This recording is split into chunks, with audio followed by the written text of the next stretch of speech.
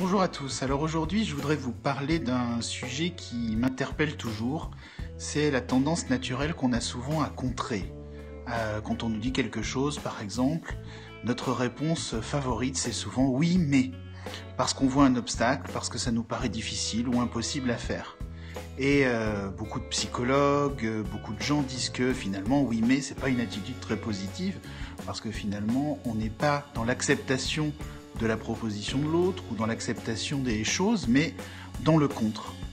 Sauf que, en général, on ne nous dit pas comment on sort de ce oui mais.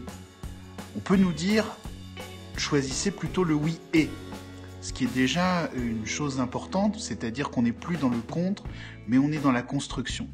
Mais j'ai envie de vous proposer de remplacer ça par une question peut-être encore plus constructive, en tout cas pour ceux pour qui c'est le plus difficile de sortir du oui mais.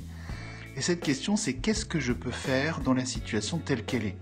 Finalement, face à un obstacle, face à une contrainte, face à quelque chose qu'on a du mal à accepter ou qui nous paraît bloquer des ouvertures ou des possibilités, la question à se poser toujours, c'est dans la situation telle qu'elle se présente, quelle est ma marge de manœuvre ? Qu'est-ce que je peux faire ? Qu'est-ce que je peux en tirer ? À partir du moment où on adopte ce réflexe, et c'est vraiment un réflexe de penser, une manière de penser les choses, on se rend compte qu'on a beaucoup plus de marge de manœuvre qu'on le croit. Et puis surtout, on se rend compte aussi que des possibles existent auxquels on n'avait pas pensé, des chemins auxquels on n'avait pas pensé.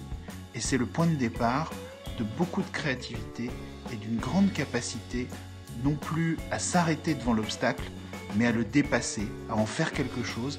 Et peut-être que l'obstacle du coup devient un tremplin, un levier pour réussir encore mieux ou pour aller dans des zones où on n'avait pas forcément pensé aller, mais qui vont être très très positives pour nous. Alors si cette vidéo vous a plu, n'hésitez pas à la partager, à la liker, et bien évidemment à vous abonner à la chaîne FPI pour continuer à suivre nos vidéos. À la semaine prochaine.